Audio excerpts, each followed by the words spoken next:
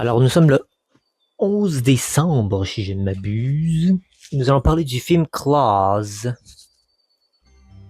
Klaus qui a été fait en 2019. C'est un film récent que moi j'adore fortement. Il y a des bonnes réussites du film de Père Noël et de Noël.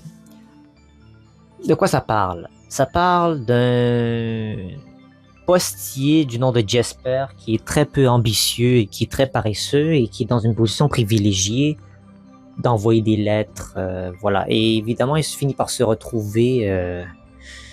Il doit prendre les lettres, prendre les lettres des enfants puis les envoyer au Père Noël pour pouvoir qu'il puisse les lire du nom de Klaus. Un jour, son père lui donne un ultimatum. Ok, tu as 6000, ou je pense 600 000 lettres, non 600 000 lettres à envoyer, à les porter au Père Noël. Si tu le fais pas, tu vas perdre ton travail puis ton position, puis tu devras te trouver un autre endroit pour dormir.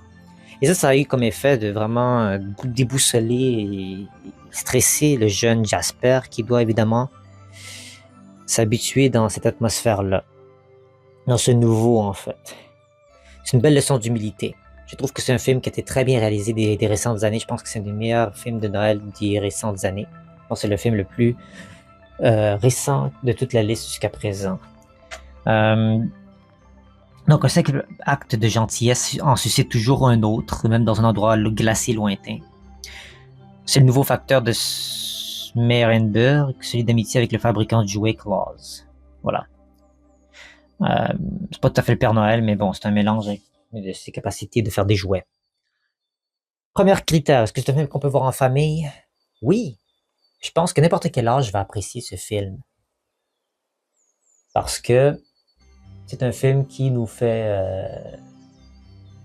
il nous garde notre attention. On est intrigué par l'histoire parce que c'est une histoire inhabituelle de ce qu'on a l'habitude nécessairement d'entendre.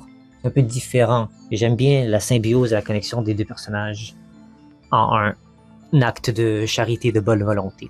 C'est un film qui a été fait par deux personnes, Carlos Martinez Lopez et Sergio Pablos.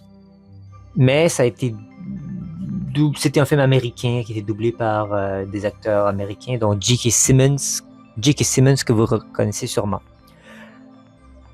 Donc voilà, c'est un film à regarder en famille. Et il est sur Netflix.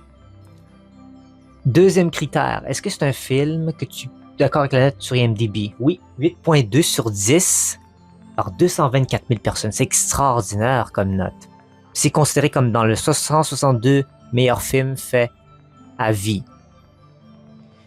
Et ouais, de tous les temps. Il est mieux noté. Et je suis d'accord, parce que c'est vraiment un film qui donne deux différentes façons, deux différents modes de carrière. Quelqu'un qui a toujours été là, qui est fait pour ça, comme le Klaus, qui fait des jouets. Et un autre qui, visiblement, est dans une position privilégiée et qui en profite trop et qui, éventuellement, il y a une situation dans sa vie comme ça qui le force à changer ses méthodes et ses habitudes. Donc oui, je suis d'accord avec la note. Troisième critère, est-ce que c'est un film que je peux conseiller à des gens et quel genre de leçons ça donne? Déjà, je peux conseiller à plein de gens de tout âge. Comme je dis tantôt, je pense que n'importe qui va se plaire dans ce film, qui va avoir des belles choses. Il va essayer de retrouver dans un des personnages, ou dans leur facette, ou dans leur personnalité, et dans ce qu'ils entreprennent comme aventure ensemble, je suis sûr. Et aussi, est-ce que on peut en déceler des leçons? Bien sûr. Beaucoup d'humilité dans ce film. Et aussi de ne pas juger les gens par mais lui il a de l'avantage, il est dans cette position avantageuse. Tu sais pas pourquoi la personne est dans la position qu'elle est. On peut jamais vraiment le savoir. On ne peut seulement que spéculer en fait. Et c'est à ce moment-là qu'on découvre des belles choses. Quand on se regarde en pleine face, on se dit oui, il fallait pas que j'aille ce comportement et d'attitude.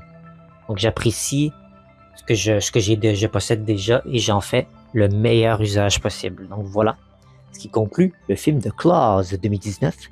J'espère que vous avez apprécié le film et on se dit à très bientôt pour un autre, pour que je reprenne l'avance que j'ai eu de la misère à faire ces derniers jours parce que j'étais occupé.